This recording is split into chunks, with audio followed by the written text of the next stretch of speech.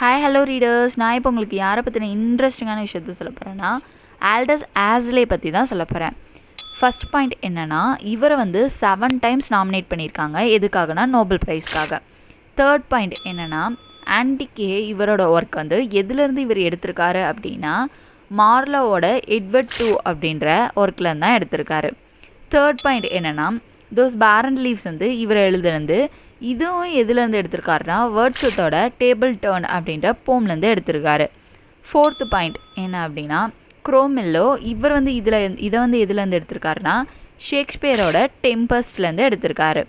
Fifth point, ஐலஸ் இன் காசா இது எதுலேருந்து எடுத்திருக்காருனா மில்டனோட Samson அகனிஸ்ட் அப்படின்ற ஒர்க்லேருந்து எடுத்திருக்காரு.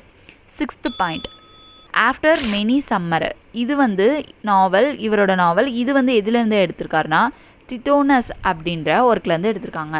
இது யார் எழுதியிருக்காரு அப்படின்னா டென்னிசன் எழுதியிருப்பார். Thanks to all.